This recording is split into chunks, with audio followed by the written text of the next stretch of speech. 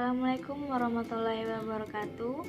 Perkenalkan, nama saya Zara Faridah dengan NIM 2014301001. Saya di sini akan menjelaskan materi tentang penawaran uang dan kegiatan ekonomi negara. Hal-hal yang diterangkan yaitu ada hubungan antara penawaran uang dengan tingkat harga. Yang pertama, teori kuantitas uang, yang kedua teori sisa tunai, dan yang ketiga kelemahan teori uang klasik. Lalu teori keuangan Keynes, uang dan kegiatan ekonomi menurut pandangan Keynes. Lalu efek perubahan penawaran yang dalam analisis ADAS. Lalu kebijakan moneter dan kegiatan ekonomi. Ada kebijakan moneter kuantitatif, lalu kebijakan moneter kualitatif. Dan yang terakhir, efek kebijakan moneter dalam grafik. Lalu menurut pandangan klasik, ahli-ahli ekonomi sebelum Keynes, terutama ahli ekonomi klasik, menumpukan analisis mereka kepada efek dari perubahan-perubahan penawaran uang ke atas tingkat harga. Teori keuangan ini boleh dibedakan dalam dua bentuk, yaitu teori kuantitas atau quantity theory of money, lalu teori sisa tunai, cash balance theory.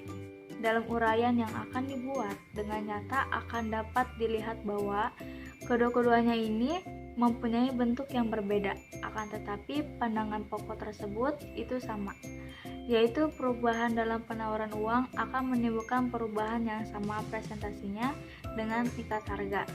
Kenaikan penawaran uang akan menaikkan harga pada tingkat yang sama, dan penurunan penawaran uang itu akan menurunkan harga juga pada tingkat yang sama. Lalu pertambahan penawaran uang sebanyak 5% akan menaikkan harga pada tingkat 5% juga.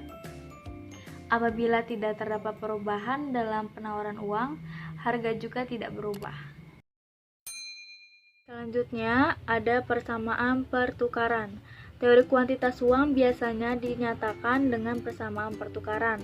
Nah, persamaannya itu ada di samping, bahwa di mana M itu adalah penawaran uang, V adalah laju peredaran uang, P adalah tingkat harga, dan T adalah jumlah barang-barang dan jasa yang diperjualbelikan dalam perekonomian. Teori kuantitas uang itu ada kalanya dinyatakan dengan menggunakan persamaan yang ada di samping, bahwa M itu adalah penawaran uang, V adalah laju peredaran uang yang dibelanjakan untuk membeli barang-barang jadi saja, dan ini adalah pendapat nasional. Nilai yaitu sama dengan tingkat harga dikalikan dengan jumlah barang-barang jadi yang diperjualbelikan. Dengan demikian yaitu lebih kecil daripada PT. Sebagai akibat dari keadaan ini, maka V yaitu lebih kecil dari V. Lalu selanjutnya teori kuantitas uang. Perubahan dalam penawaran uang akan menimbulkan perubahan yang sama tingkatnya ke atas harga-harga, dan perubahan kedua variabel tersebut adalah ke arah yang sama. Apabila penawaran uang bertambah sebanyak 5%, maka harga-harga bertambah sebanyak 5%, maka harga-harga juga akan berkurang sebanyak 5%. Lalu asumsi dan pandangan teori kuantitas. Yang pertama, laju peredaran uang atau V adalah tetap. Menurut ahli-ahli ekonomi klasik, kelajuan peredaran uang tergantung kepada beberapa faktor teknikal seperti sistem pembayaran gaji, lalu ciri-ciri kegiatan perdagangan, efisiensi sistem pengangkutan dan kepadatan penduduk. Lalu faktor-faktor ini tidak mengalami perubahan dalam jangka pendek, dan oleh karena itu cara-cara masyarakat untuk menggunakan uang dan berbelanja itu tidak berubah. Lalu yang kedua, kesempatan kerja penuh selalu tercapai dalam ekonomi. Oleh karena itu, jumlah barang-barang adalah tetap dan tidak dapat ditambah. Di samping itu, penawaran tidak akan pernah kurang dari produksi barang pada kesempatan kerja penuh. Setiap barang yang dikeluarkan akan dibeli masyarakat. Maka, untuk memaksimumkan untung mereka akan selalu memproduksikan barang pada tingkat kesempatan kerja penuh. Ini berarti T itu tetap jumlahnya, ia tidak bertambah maupun berkurang. Lalu ada teori sisa tunai, menerangkan sifat hubungan di antara penawaran uang dan tingkat harga. Teori sisa tunai mempunyai pandangan yang sama dengan teori kuantitas uang. Teori ini juga berpendapat bahwa perubahan dalam penawaran uang akan menimbulkan perubahan harga-harga yang sama tingkatnya. Teori sisa tunai diterangkan dengan menggunakan persamaan berikut. Bisa dilihat di mana M, P, dan T ini mempunyai arti yang sama dengan MPT dalam persamaan MV sama dengan PT. Selanjutnya, kritik-kritik tentang teori kuantitas uang. Yang pertama itu pemisalan bahwa T adalah tetap kurang tepat. Asumsi ini erat hubungannya dengan keyakinan bahwa perekonomian itu selalu mencapai tingkat kesempatan kerja penuh. Oleh karena ahli-ahli ekonomi klasik berpendapat kesempatan kerja penuh selalu tercapai, maka seterusnya mereka berpendapat bahwa jumlah barang-barang dalam perekonomian tak dapat ditambah, maka T itu tetap. Golongan Keynesian itu berpendapat bahwa kesempatan kerja penuh itu tidak selalu tercapai. Yang banyak berlaku adalah kegiatan ekonomi yang tidak menggunakan faktor-faktor produksi secara sepenuhnya dan menyebabkan pengangguran. Oleh karena itu, jumlah barang-barang atau T masih boleh ditambah. Lalu yang kedua, laju peredaran uang tidak selalu tetap dalam jangka pendek dan jangka panjang. Di samping faktor-faktor yang disebutkan oleh ahli ekonomi klasik, banyak lagi faktor-faktor lain yang mempengaruhi kelajuan peredaran uang. Pengangguran yang tinggi mengurang pengeluaran masyarakat, dan ini juga mengurangi laju peredaran uang. Inflasi menyebabkan orang lebih suka berbelanja sekarang dari masa akan datang. Maka peredaran uang bertambah cepat dalam jangka panjang. Kemajuan dan perkembangan institusi keuangan mengurangi sisa tunai dan ini mempercepat laju peredaran uang. Dengan demikian terdapat faktor-faktor penting dalam jangka pendek dan jangka panjang yang akan mempengaruhi dan boleh mengubah laju peredaran uang. Lalu yang ketiga, perhubungan di antara penawaran uang dan harga adalah lebih rumit yang diterangkan oleh teori kuantitas. Apabila ekonomi menghadapi masalah pengangguran, persamaan MV sama dengan PT tidak dapat digunakan untuk menerangkan bagaimana perubahan penawaran uang akan mempengaruhi harga dan jumlah produksi barang dan jasa. Adakah harga tetap dan jumlah produksi bertambah mengikuti pertambahan penawaran uang? Adakah P dan T akan bertambah? Atau adakah T tetap tidak berubah dan P itu bertambah? Jawaban manakah dari ketiga pertanyaan ini adalah jawaban yang sebenarnya, tidak diterangkan oleh teori kuantitas. Baiklah, saya akan melanjutkan materi yang telah disampaikan, yaitu kritik-kritik ke atas teori kuantitas uang. 4. Teori kuantitas hanya memperhatikan fungsi uang sebagai alat untuk melicinkan kegiatan tukar-menukar dan transaksi dengan menggunakan uang. Dalam persamaan MV sama dengan PT, masyarakat dianggap meminta uang untuk pertujuan membiayai transaksi saja. Berdasarkan persamaan MV sama dengan PT, harga-harga akan tetap stabil apabila kenaikannya sebanyak 5% diikuti oleh pertambahan M sebanyak 5% juga. Ini menunjukkan persamaan MV-PT menganggap bahwa uang hanya digunakan untuk tujuan transaksi jual beli barang. Dalam teori Keynes, uang digunakan juga untuk tujuan berjaga-jaga dan spekulasi. Yang kelima, teori kuantitas mengabaikan efek perubahan penawaran uang ke atas suku bunga. Dalam teori kuantitas, tidak diperhatikan efek perubahan dari penawaran uang ke atas suku bunga.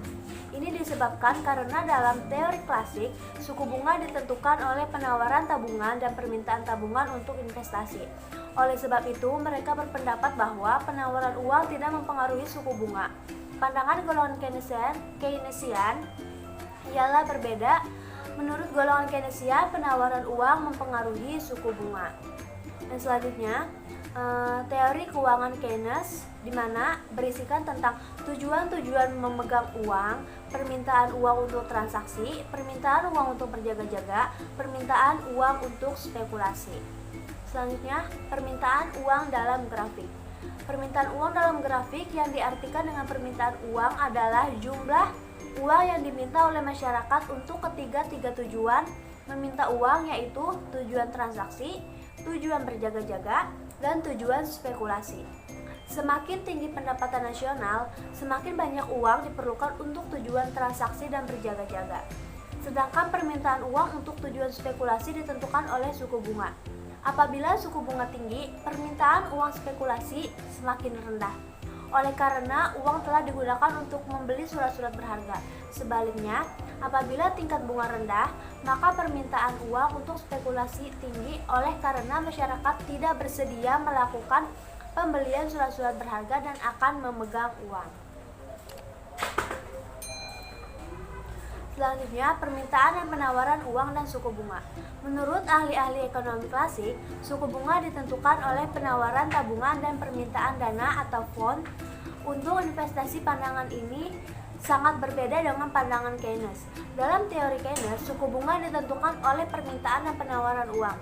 Seperti yang telah diterangkan, dalam teori Keynes, permintaan ke atas uang ditentukan oleh kebutuhan akan uang untuk tiga tujuan berikut. Yang pertama, tujuan transaksi, kedua, tujuan berjaga-jaga, dan yang ketiga, tujuan spekulasi. Seperti dalam grafik di bawah ini yang telah dijelaskan. Selanjutnya, uang dan kegiatan ekonomi menurut pandangan Keynes. Mekanisme transmisi. Analisis Keynes berkeyakinan bahwa pengangguran selalu wujud dan menyebabkan tingkat kegiatan dalam ekonomi belum mencapai tingkat yang maksimum. Keadaan ini dapat diperbaiki melalui dua pendekatan atau kebijakan. Yang pertama, menaikkan pengeluaran agregat melalui perubahan pengeluaran pemerintah dan komponen pengeluaran agregat lain dalam kurung seperti ekspor dan investasi, dan membuat perubahan dalam sistem pajak pemerintah. Dan yang kedua, menambah penawaran uang. Selanjutnya, efek perubahan penawaran uang ke atas kegiatan ekonomi negara dapat dibedakan kepada tiga tahap perubahan yang berikut ini. Yang pertama, perubahan dalam penawaran uang akan menimbulkan perubahan ke atas suku bunga. Yang kedua, selanjutnya perubahan suku bunga akan mengubah jumlah investasi.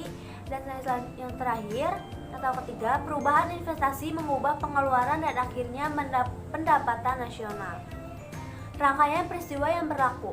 Rangkaian peristiwa-peristiwa yang dinyatakan di atas dinamakan mekanisme transmisi atau transmission mekanisme, yaitu suatu rangkaian peristiwa yang menggambarkan efek perubahan penawaran uang ke atas kegiatan ekonomi negara. Teori keuangan Keynes dan tingkat harga. Teori keuangan Keynes sama sekali tidak memperhatikan efek perubahan penawaran uang kepada tingkat harga. Oleh karena masih terdapat pengangguran, kenaikan penawaran uang dianggap hanya akan menaikkan pendapatan nasional dan kesempatan kerja. Tingkat harga diasumsikan tidak akan mengalami perubahan. Perangkap likuiditas. Perangkap likuiditas adalah suatu keadaan di mana suku bunga dalam perekonomian mencapai tingkat yang sangat rendah dan menyebabkan permintaan uang untuk tujuan spekulasi menjadi elastis sempurna. Oleh karena ciri ini, maka pada suku bunga yang rendah tersebut, permintaan uang dalam perekonomian juga akan menjadi elastis sempurna. Efek perubahan penawaran uang ke atas kurva AD. Dalam grafik A, ditunjukkan bagaimana perubahan penawaran uang akan mempengaruhi kesempatan Y sama dengan AE dan pendapatan nasional. Pada awalnya diasumsikan pengeluaran agregat adalah AE 0 derajat dan tingkat harga adalah P0. Pengeluaran agregat tersebut akan menyebabkan keseimbangan pendapatan nasional dicapai di E0. Dan dengan demikian, pada mulanya pendapatan nasional adalah Y0, sesuai dengan keadaan keseimbangan yang asal ini. Dalam gambar B ditunjukkan kurva AD yang melalui titik A yang menggambarkan tingkat harga P0 dan pendapatan nasional real adalah Y0. Perubahan penawaran uang seperti ditunjukkan dalam analisis mengenai mekanisme transmisi akan mengalihkan kurva AE0. Apabila penawaran uang berkurang, kurva AE0 akan bergeser ke bawah, misalnya menjadi AE1. Keseimbangan ekonomi negara dicapai di E1 dan pendapatan nasional berkurang kepada Y1. Perubahan ini berlaku pada tingkat harga yang tidak berubah, yaitu pada P0. Dengan demikian, dalam analisis AD ke AS, keseimbangan ini digambarkan oleh titik B pada grafik B. Perubahan yang sebaliknya, yaitu apabila penawaran uang bertambah, kurva pengeluaran agregat akan ke atas, misalnya AE2. Keseimbangan pendapatan nasional akan berubah ke E2 dan pendapatan nasional meningkat menjadi AD sampai ke AS. Analisis AD sampai ke AS keseimbangan ini ditunjukkan oleh titik C. Titik ini menggambarkan sampai mana kurva AD0 bergerak apabila penawaran uang bertambah. Perubahan itu menyebabkan AD0 bergeser menjadi AD2. Seperti dalam contoh grafik di bawah ini. Kesimpulan peranan uang dalam perekonomian. Dengan menggunakan analisis ADA sampai KS, sekarang dapatlah dibuat penilaian mengenai peranan uang dalam kegiatan ekonomi sesuatu negara. Teori Friedman berpendapat bahwa pertambahan penawaran uang dapat menimbulkan kenaikan harga maupun kenaikan pendapatan nasional real. Analisis AD sampai KS dapat membantu memahami pandangan Friedman tersebut. Dalam gambaran, dalam analisis keadaan 1 dan keadaan 2 dapat disimpulkan bahwa sampai di mana penawaran uang akan menimbulkan perubahan ke atas, tingkat harga dan pendapatan nasional real sangat bergantung kepada bentuk kurva AS. Apabila kurva AS landai, yang berlaku apabila dalam ekonomi terdapat banyak pengangguran, pendapatan nasional real cenderung akan mengalami tingkat pertambahan yang tinggi. Sebaliknya, apabila pengangguran rendah dan kesempatan kerja penuh tercapai, pertambahan penawaran uang akan menimbulkan inflasi yang lebih cepat dan kenaikan yang relatif kecil ke atas pendapatan nasional real. Melalui analisis ADAS seterusnya dapat dibuktikan bahwa pandangan golongan Keynes tidak sepenuhnya benar. Pandangan klasik kurang tepat karena pertama, kesempatan penuh tidak selalu tercapai, oleh sebab itu T dapat berubah, dan kedua, kenaikan harga yang U mungkin berlaku tidaklah sebesar seperti yang diramalkan oleh teori kuantitas, yaitu kenaikan harga adalah sama tingkat kelajuannya dengan pertambahan penawaran uang. Sedangkan kelemahan teori Keynes adalah analisisnya tidak memperhatikan efek perubahan penawaran yang atas tingkat harga. Assalamualaikum warahmatullahi wabarakatuh. Nama saya Livia Rizky Martarisa dengan NIM 2014-388. Di sini saya akan menerangkan sedikit tentang materi bagian kebijakan moneter dan kegiatan ekonomi. Kebijakan moneter dapat dibedakan menjadi pada dua golongan. Yang pertama itu kebijakan moneter kuantitatif dan kebijakan moneter kualitatif. Kebijakan moneter kuantitatif adalah langkah-langkah bank sentral yang tujuan utamanya adalah untuk mempengaruhi jumlah penawaran uang dan suku bunga dalam perekonomian. Sedangkan kebijakan moneter kualitatif adalah langkah-langkah bank sentral yang bertujuan mengawasi untuk bentuk-bentuk pinjaman dan investasi yang dilakukan oleh bank-bank perdagangan. Dengan perkataan lain, tujuan utama kebijakan moneter kuantitatif ini bukanlah untuk mengawasi perkembangan penawaran uang, tetapi untuk mempengaruhi jenis-jenis pinjaman yang diberikan institusi keuangan. Ini memungkinkan bank sentral menggalakkan pertumbuhan ekonomi ke arah yang diharapkan. Kebijakan moneter yang bersifat kuantitatif dapat dibedakan ke dalam 3 jenis tindakan. Yang pertama, melakukan jual beli surat-surat berharga di dalam pasar uang dan pasaran modern. Langkah ini dinamakan operasi pasar terbuka. Yang kedua, membuat perubahan ke atas suku diskonto dan suku bunga yang harus dibayar oleh bank-bank perdagangan. Yang ketiga, membuat perubahan ke atas cadangan minimum yang harus disimpan oleh bank-bank perdagangan. Baik, materi selanjutnya yaitu tentang operasi pasar terbuka.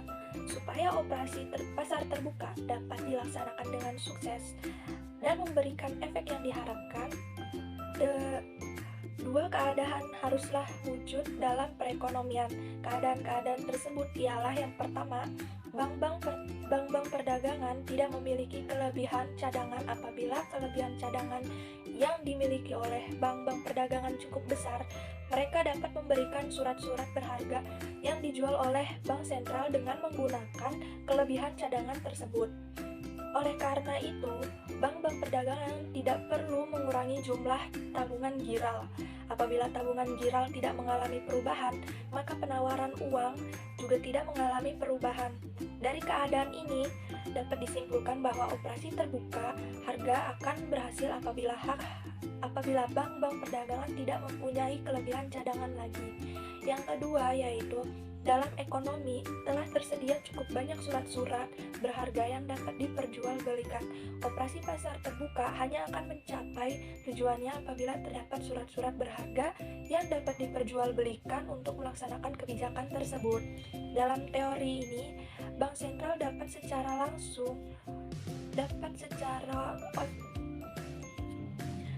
secara efisien mempengaruhi perubahan-perubahan dalam penawaran uang dengan melakukan jual beli surat-surat berharga di dalam pasar. Di sebagian operasi pasar terbuka tidak dapat dijalankan karena pasar uang dan pasar modalnya belum berkembang, dan oleh sebab itu jumlah surat-surat berharga yang dapat diperjualbelikan tidak mencukupi. Materi selanjutnya yaitu mengubah suku bunga dan suku diskonto. Dalam menjalankan tugasnya untuk mengawasi kegiatan bank-bank perdagangan, bank sentral harus memastikan agar masyarakat tidak kehilangan kepercayaan pada sistem bank. Salah satu cara untuk mewujudkan hal ini adalah dengan berusaha agar bank-bank perdagangan selalu sanggup membayar semua cek yang dikeluarkan nasabah-nasabahnya. Untuk mencapai tujuan ini, ada dua langkah yang dapat dilakukan oleh bank sentral. Yang pertama adalah dengan menggunakan pengarahan-pengarahan atau peraturan-peraturan tentang corak dan jenis investasi yang dapat dilakukan oleh bank-bank perdagangan. Dan yang kedua, yaitu dengan memberi pinjaman kepada bank-bank yang menghadapi masalah dalam cadangannya, yaitu cadangannya adalah kurang dari cadangan minimum yang ditetapkan oleh peraturan. Di dalam membantu bank-bank perdagangan ada dua bentuk bantuan yang dapat diberikan oleh bank sentral. Bantuan pertama yaitu mencakup dengan memberikan pinjaman, atau yang kedua yaitu dengan membeli surat-surat berharga tertentu yang dimiliki oleh bank perdagangan yang memerlukan bantuan. Di dalam melakukan pembelian surat-surat berharga, bank sentral hanya menerima surat-surat berharga yang mudah ditunaikan seperti sertifikat Bank Indonesia. Apabila bank-bank perdagangan menjual surat-surat berharga seperti itu kepada bank sentral, maka langkah itu dinamakan mendiskontokan surat-surat berharga. Selanjutnya yaitu mengubah tingkat cadangan minimum. Dengan adanya kelebihan cadangan, operasi pasar terbuka dan mengubah suku diskonto tidak mewujudkan efek yang diharapkan apabila kelebihan cadangan banyak terdapat di bank-bank perdagangan. Di dalam mempengaruhi penawaran uang, langkah bank sentral yang paling efektif ialah dengan mengubah tingkat cadangan minimum. Kelebihan cadangan yang terdapat bank-bank perdagangan akan dapat dihapuskan dengan menaikkan tingkat cadangan minimum tersebut. Yang pertama itu ada kebijakan moneter kualitatif. Selanjutnya yaitu ada kebijakan moneter kualitatif. Kebijakan moneter yang bersifat kualitatif biasanya dibedakan dalam dua jenis, yaitu yang pertama pengawalan pinjaman secara terpilih. Kebijakan ini dilakukan dengan menentukan jenis-jenis pinjaman mana yang harus dikurangi atau digalakkan. Yang kedua, pembujukan moral. Dalam melaksanakan kebijakan ini, Bank Sentral mengadakan pertemuan langsung dengan bank-bank perdagangan untuk meminta mereka melakukan langkah-langkah tertentu. Selanjutnya, yaitu pengawasan pinjaman secara terpilih. Tujuan dari melakukan pengawasan pinjaman secara terpilih ini adalah untuk memastikan bahwa bank-bank perdagangan memberikan pinjaman-pinjaman dan melakukan investasi-investasi yang sesuai dengan yang diinginkan oleh pemerintah.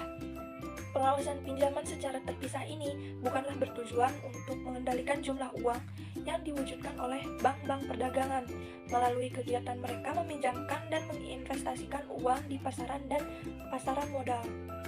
Dalam kebijakan ini yang diawasi adalah bentuk peminjaman dan investasi keuangan yang dilakukan oleh bank-bank perdagangan. Langkah-langkah Bank Sentral untuk mengendalikan pinjaman bank-bank perdagangan yaitu dengan mengarahkan supaya bank-bank perdagangan memberikan pinjaman kepada pembeli rumah biaya murah dengan tingkat bunga yang rendah. Yang kedua, menggalakkan pemberian pinjaman kepada pedagang-pedagang kecil. Yang ketiga, yaitu memberikan syarat yang lebih ringan untuk pinjaman kepada pedagang-pedagang kecil dan industri rumah tangga. Kebijakan pinjaman secara terpilih dapat pula dilakukan ke atas pinjaman bank perdagangan kepada para konsumen. Kedua, pinjaman untuk membeli saham-saham pasaran modal. Materi selanjutnya yaitu tentang kebijakan moral. Kebijakan ini dijalankan oleh Bank Sentral bukan dengan menetapkan dalam berbentuk tertulis hal-hal yang harus dilakukan oleh bank-bank perdagangan, tetapi dengan mengadakan pertemuan langsung dengan bank-bank tersebut. Dalam pertemuan ini, Bank Sentral menjelaskan langkah-langkah yang sedang dijalankan pemerintah dan bantuan-bantuan apa yang akan diinginkan oleh Bank Sentral dari bank-bank perdagangan untuk menyukseskan tindakan tersebut. Dari pertemuan ini, bank-bank perdagangan akan mengetahui langkah-langkah bagaimana yang harus mereka lakukan agar usaha-usaha yang sedang dilakukan pemerintah mencapai tujuan dan efek yang diharapkan. Dengan melalui pembujukan moral, Bank Sentral dapat meminta bank-bank perdagangan untuk mengurangi atau menambah keseluruhan jumlah pinjaman, atau mengurangi atau menambah pinjaman kepada sektor-sektor tertentu, atau membuat perubahan-perubahan jasa suku bunga yang mereka tetapkan ke atas pinjaman yang mereka berikan, sampai di mana keinginan dari Bank Sentral akan dipenuhi oleh bank-bank perdagangan sangat tergantung kepada masing-masing bank tersebut. Oleh karena itu, kesuksesan dari kebijakan yang dijalankan secara pembujukan moral tergantung kepada sampai di mana bank-bank perdagangan menjalankan kebijakan yang diusulkan oleh Bank Sentral. Materi selanjutnya yaitu tentang efek kebijakan moneter dalam grafik. Pada mulainya dimisalkan perekonomian menghadapi masalah kemunduran ekonomi dan pengangguran meningkat. Untuk mengatasi hal tersebut, Bank Sentral berusaha menambah uang dan menurunkan suku bunga. Telah diterangkan bahwa apabila penawaran uang bertambah, tingkat bunga akan turun, investasi meningkat, dan sebagai akibatnya pengeluaran agregat juga akan meningkat. Di sini terdapat grafik efek kebijakan moneter. Dari grafik tersebut penjelasannya yaitu pada mulainya dimisalkan perekonomian menghadapi masalah kemunduran ekonomi dan pengangguran meningkat. Untuk mengatasi masalah itu, Bank Sentral berusaha menambah uang dan menurunkan suku bunga. Telah diterangkan bahwa apabila penawaran uang bertambah, tingkat bunga akan turun, investasi meningkat, dan sebagai akibatnya pengeluaran agregat juga akan meningkat. Perubahan ini akan memindahkan kurva AE ke kiri dan kurva AD ke kanan. Efek dari perubahan ini kegiatan ekonomi, pendapatan nasional, dan tingkat harga akan meningkat. Grafik pertama grafik A menunjukkan efek kebijakan moneter dan dalam analisis pengeluaran agregat. Penawaran agregat Y sama dengan AE. Pengeluaran agregat pada etika ekonomi mengalami kemunduran adalah AE, dan dengan demikian keseimbangan yang asal dicapai yaitu di E. Pendapatan nasional adalah Y. Kebijakan moneter akan menambah pengeluaran agregat, dan perubahan ini ditunjukkan oleh perubahan AE menjadi AE angkat 1, dan pendapatan nasional meningkat agregat, dan perubahan ini ditunjukkan oleh perubahan AE menjadi, dan pendapatan nasional ini akan menambah kesempatan kerja dan mengurangi pengangguran. keseimbangan asal, yaitu pada ketika perekonomian sedang mengalami kemunduran, dicapai di E, yaitu titik persilangan di antara AD dan AS. Keseimbangan ini adalah sama dengan keseimbangan asal dalam analisis Y sama dengan AE. Maka harga pada keseimbangan asal ini adalah P. Oleh karena itu, kebijakan moneter memindahkan pengeluaran agregat dari AE menjadi AE4 dan menyebabkan pendapatan nasional bertambah sebanyak Y0 Y1. Maka kurva AD akan bergeser menjadi AD pangkat 1 yang melalui titik E pangkat 1, di mana E kuadrat E pangkat 1 sama dengan Y0 Y1. Kurva AD1 memotong kurva AS di E. Dan ini merupakan keseimbangan AD/AS yang baru efek dari melaksanakan kebijakan moneter. Keseimbangan baru ini menunjukkan pendapatan nasional real hanya meningkat dan tingkat harga meningkat dari P menjadi P1. Sekian materi yang dapat saya sampaikan, kurang lebihnya mohon maaf. Wassalamualaikum warahmatullahi wabarakatuh.